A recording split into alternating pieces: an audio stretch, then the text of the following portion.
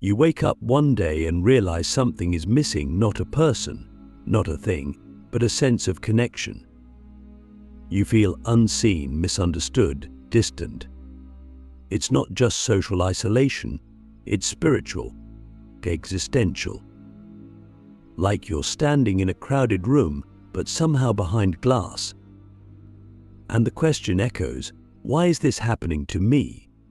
But what if I told you you're not being abandoned? You're being chosen. What if this isolation isn't punishment, but preparation? See, the universe doesn't waste energy. Nothing is random. When people fall away from your life, when plans collapse, when the noise quiets and all you're left with is you, that's not a mistake. That's design. Because growth, real growth, doesn't happen in the crowd. It happens in the cave. Carl Jung once said, "The privilege of a lifetime is to become who you truly are." But he never said that process would be loud or fast or full of applause. In fact, it usually begins in silence, in confusion, in a terrifying, beautiful void. Click subscribe to this channel to get more topics you love. Let's be honest, most of us live the first chapters of our life defined by others. We adapt to survive. We mirror back what the world wants. We learn to be agreeable, successful, wanted. And it works for a while, until it doesn't. Until something inside us starts resisting. That resistance often shows up as isolation. It feels like rejection, like life is pulling people and opportunities away. But what if the truth is deeper? What if the universe is protecting you from everything that distracts you from yourself? Because when you're surrounded by constant input opinions, conversations, expectations, you can't hear your inner voice. You can't notice the subtle urges, the soul's whispers. So the universe, in its strange wisdom, starts removing the noise. That breakup, that friendship ghosting you, that career path drying up, it's not personal, it's alchemical. It's an invitation inward, a sacred pause before the reinvention. Let me ask you something raw. Who are you when no one's watching? Not who you post about. Not the version they know, but you in your pajamas at 2 a.m. staring at the ceiling, questioning everything. But that version of you, that's who the universe wants to meet. That's who gets born in isolation, not because solitude is glamorous, but because it's honest. It strips away the performance. It exposes the real questions. What do I believe? What do I want? What am I afraid to admit, even to myself? And here's the paradox. We crave connection, but the deepest connection can only come after isolation. Because otherwise, we're not truly connecting, we're performing. We're attaching from emptiness, not from wholeness. You can't form real bonds if you don't know who you are. And you can't know who you are if you're constantly mirroring other people. That's why the universe isolates you to break the mirror. Think of the ancient rites of passage in tribal cultures. They didn't crown someone an adult after a birthday. They sent them into the wilderness, alone, to survive, to suffer, to encounter their own mind without the village watching.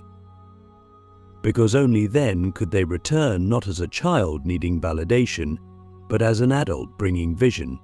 But that wilderness, it still exists, except now it's not physical, it's emotional, psychological, existential.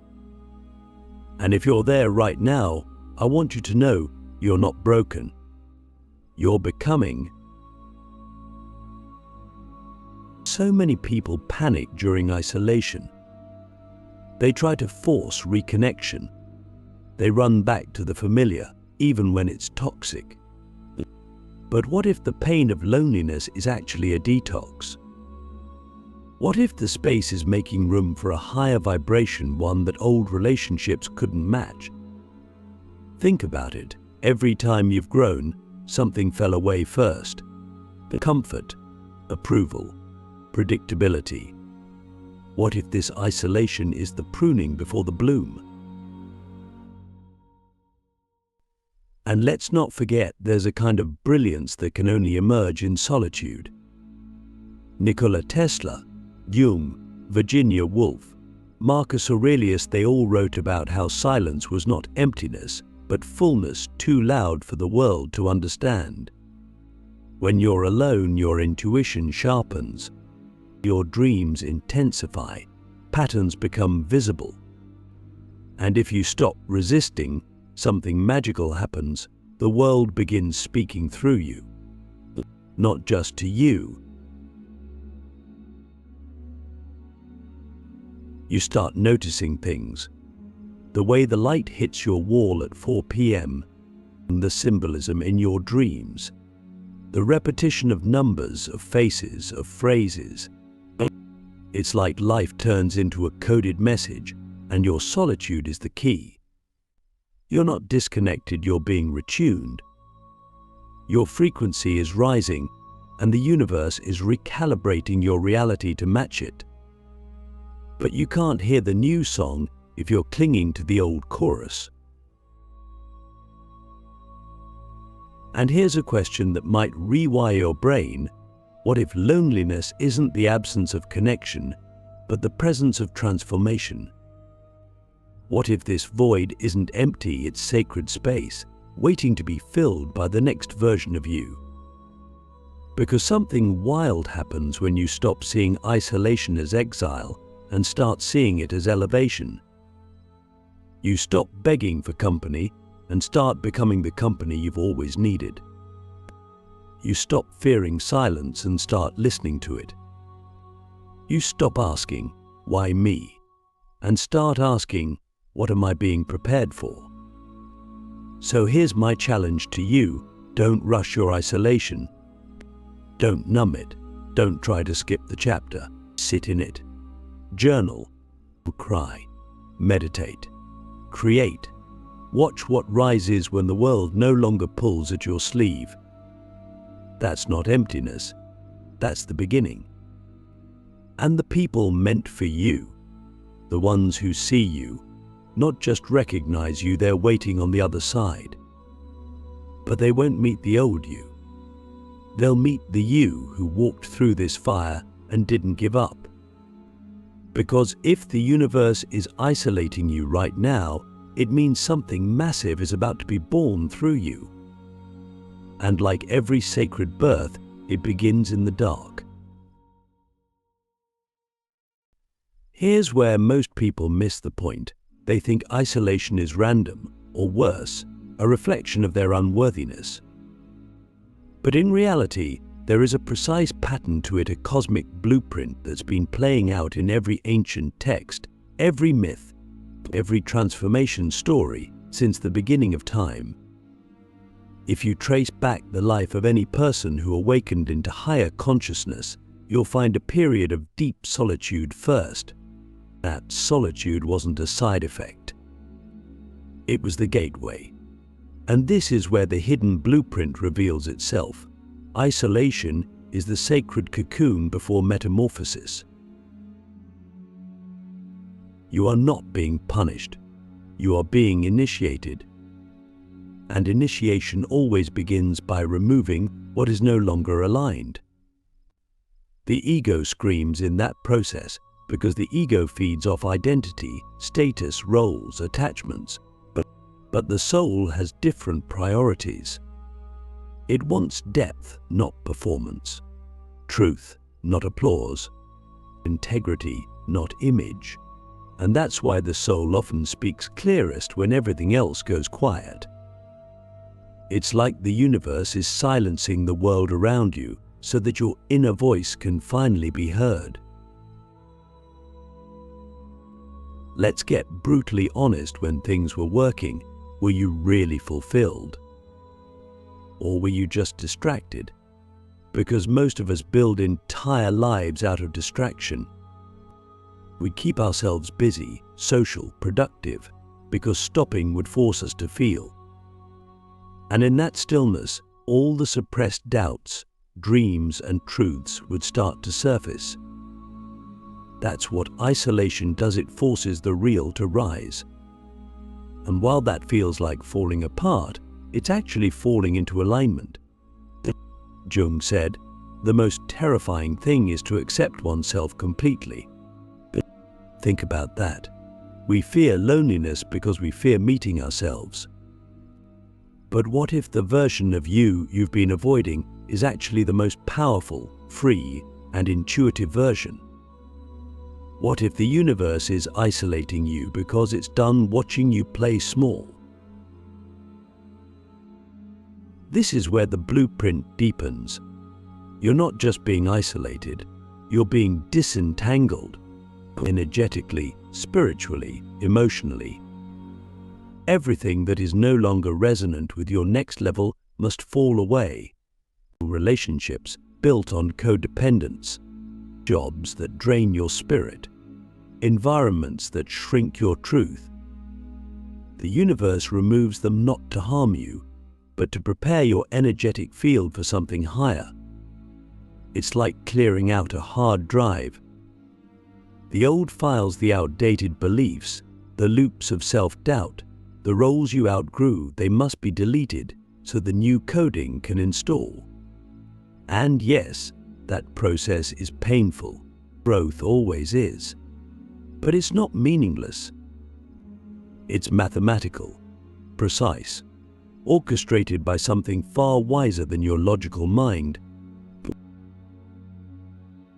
You start seeing signs, angel numbers, prophetic dreams, a strange magnetic pull toward new interests, new knowledge, new ways of seeing the world. You feel disconnected from old friends, not because you're broken, but because your frequency is shifting. You no longer resonate with gossip, small talk, meaningless noise. You crave depth. You long for something you can't name, but you feel it calling. That's the sign of awakening. An awakening doesn't come with fireworks. It often begins with grief, grieving the identity you had to build just to survive. Have you ever felt like your old self was dying but your new self hadn't fully arrived yet? That's liminal space. It's not comfortable. It's sacred. It's where you're no longer the caterpillar, but not yet the butterfly. You're mush, broken down into nothing, so you can be rebuilt by soul. And this is exactly what the ancient mystics described: death before rebirth, ego death, illusion death, the kind of death that clears out the false to make space for the real. That's why isolation is required, because truth requires space, stillness, depth. Your soul cannot emerge in a room full of noise. It cannot speak while you're constantly distracted. The most pivotal truths you'll ever receive, your purpose, your calling, your blueprint, those whispers only reach you in the silence of the void. And that void? It's not empty, it's pregnant with destiny. Now here's the paradox: the more isolated you feel, the more connected you actually are. Because the universe is connecting you to a different grid, one that isn't based on popularity or proximity or how many people text you back. It's based on frequency, on soul recognition, on truth. The people you're meant to meet next, they're not found through effort, they're found through alignment. And alignment comes from solitude, reflection, and radical honesty. So ask yourself, are you willing to sit in the sacred discomfort of isolation until your real life begins. Because once it does, nothing will ever be the same again. You'll notice your energy can no longer tolerate the shallow. Your intuition will become louder than your fear. You'll walk into rooms and feel what's being hidden, not just what's being said. You'll stop reacting and start resonating. You'll become a mirror for others, showing them their own suppressed potential just by existing. That's not ego, that's frequency. That's the power that comes only through transformation.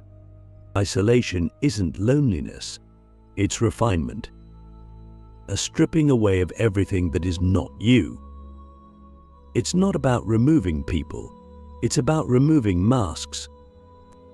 You think you're losing the world, but you're gaining yourself. And from that self, real connection becomes possible. Not the kind that drains you, the kind that elevates you. Not the kind that distracts you, the kind that awakens you. And those connections? They only find you after you've remembered who you are without anyone else. So the next time you feel alone, I want you to pause. Close your eyes, take a deep breath, and ask, what is the universe trying to show me that I could never see when I was surrounded by noise? Because the answer to that question might change your life forever. This is the part no one tells you. The real reason the universe isolates you isn't just to protect you, or prepare you, or even realign you. It's to make you the one. The person you were always waiting for. The guide you were seeking. The love you were craving. The presence you thought would show up outside of you, but was always meant to be born within you. Because the moment you stop trying to be saved and start becoming the savior of your own story, you tap into a level of power most people never touch in their lifetime. And that kind of transformation can only begin in the sacred silence of solitude. Let's be real, most people spend their lives outsourcing everything sacred, validation to strangers, wisdom to authority figures, love to inconsistent partners, peace to external conditions. But what happens when the universe takes all of that away? When the texts stop coming, the path dissolves, and you're left completely alone with nothing but your breath and your truth. Most people panic, but if you stay still long enough, something shifts. You stop looking outward. You turn inward. You begin to realize you were the answer all along. In this stillness, something ancient awakens, a knowing beyond words. A version of you that doesn't need to be explained or proven or edited for anyone. It's the you that remembers what you came here for. The you that doesn't shrink to be loved. The you that can stand in a storm and say, "This is my becoming." You stop asking, when will they come back? Or when will it make sense? And start asking, who am I without all the roles, the noise, the external scaffolding? And here's the truth. That question cracks you open. It breaks every illusion. It exposes every place where you were still pretending. And at first, it's brutal. Because you realize how much of your life was built around trying to be chosen. But then comes the breakthrough. You realize you don't need to be chosen. You are the one. And once you see that, you stop begging. You stop performing. You stop chasing people who don't have the capacity to meet you. Because now you have become the space you were always searching for. This is what isolation creates: emotional sovereignty. You stop needing to be fixed because you've learned how to self-soothe. You stop needing to be seen because you've built a vision for your life that no longer depends on applause. You stop needing others to regulate your nervous system because you've learned to breathe, to trust, to be. You are no longer reacting to life, you're responding from wholeness. And that's a frequency that changes rooms without words. And what's wild is that as soon as you embody that frequency, everything starts to shift. You begin to attract different people not because you're trying to, but because you become unshakably magnetic. You no longer entertain what doesn't align. You no longer chase love, you are love. You don't seek approval, you embody purpose. You stop waiting for the perfect moment, you are the moment. And suddenly, the isolation that once felt like punishment becomes the greatest gift the universe ever gave you. Because now you can enter the world from a place of overflow, not lack. You can love without losing yourself. You can serve without burning out. You can build without abandoning your soul. And that's the shift from survival mode to soul mode, from fear to trust, from needing to becoming. You become the eye of the storm, calm, clear, untouchable, not because you've escaped life, but because you've met it fully and made peace with who you are beneath the chaos. Let me ask you something that only you can answer. If the rest of your life looked exactly like this, no more validation, no more guarantees, just you, would you still choose yourself? Because that's the final test. Can you choose yourself even when no one else does? Can you walk your path when no one claps? Can you honor your soul even when it's inconvenient, misunderstood, or lonely? Because the moment you say yes to that, the game changes. You don't just find purpose, you become it. You don't just find peace, you generate it. You don't just find love, you embody it. And that's the truth the universe has been trying to reveal to you this whole time. Not in words, but in silence. Not in people, but in absence. Not in clarity, but in confusion. Because that's where you remember the only true home, the only lasting safety, the only real power is within. So if the universe has isolated you, thank it. Because it saw your potential when you were still hiding. It heard your soul when even you were silencing it.